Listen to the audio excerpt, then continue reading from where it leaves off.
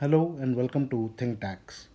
आज हम समझेंगे taxation of high premium paying life insurance policies other than unit link insurance plans और क्या चेंजेस आए हैं with regards to taxability of life insurance policies issued after 1st April 2023.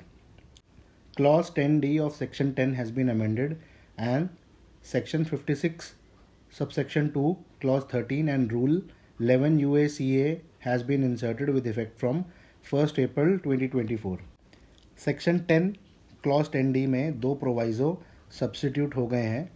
In provisions में ये mentioned है कि अगर कोई अमाउंट रिसीव होता है under a life insurance policy including bonus वो एग्जेम्प्ट होगा, पर अगर प्रीमियम पेबल 5 लाख से ज़्यादा है इन एग्रीगेट तो सेक्शन 10(10)D का बेनिफिट नहीं मिलेगा and the amount receive will be taxable for policies having premium more than ₹5 lakh in aggregate. कितना अमाउंट टैक्सेबल होगा और वो कैसे डिटर्मिन होगा ये हम आगे समझेंगे, पर अभी ये देखते हैं कि ये चेंजेस क्यों लाए गए। For this we need to see the memorandum explaining the finance bill 2023। In the memorandum it is mention कि high net worth individuals misuse कर रहे हैं एग्जम्पशन जो प्रोवाइडेड है सेक्शन 10 में by investing in high premium paying policies and to stop it certain changes have been made. अब समझते हैं कि जो अमाउंट रिसीव होगा under a life insurance policy issued after 1st April 23 उसकी टैक्सेबिलिटी क्या होगी।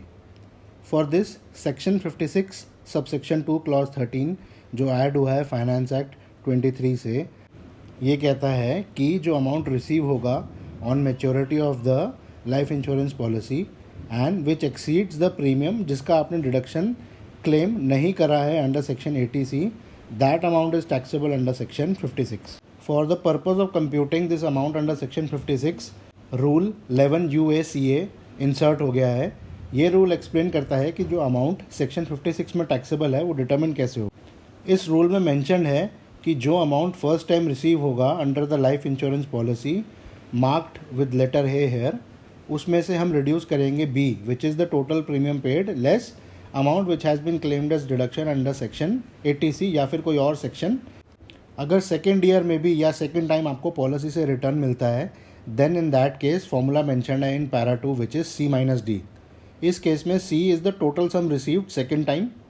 इसमें से आप रिड्यूस करेंगे प्रीमियम पेड जिसका आपने डिडक्शन क्लेम नहीं करा है या जो ऑलरेडी इंक्लूडेड नहीं है B में। Let us see an example to understand कि इसको हम कैसे कैलकुलेट करेंगे।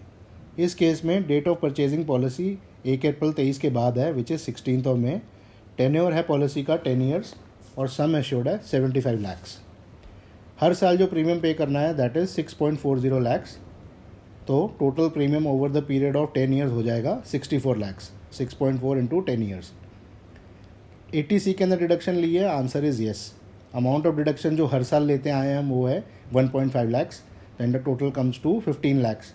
1.5 lakhs multiplied by 10 years. Aggregate amount of premium deductible under section 56 क्या हो जाएगा? It is F is equal to C minus E, that is 64 minus 15.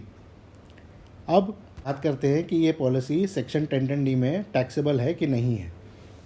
अब इस केस में प्रीमियम जो है वो एक्सीड करता है 5 लाख से, तो सेक्शन 10(10)D का जो एग्जम्पशन है वो हमें नहीं मिलेगा और जो कंसिडरेशन रिसीव है मेच्योरिटी में दैट इज़ 87 लाख्स, इसमें से हम रिड्यूस कर देंगे 49 lakhs and the amount taxable on maturity will be 38 lakhs.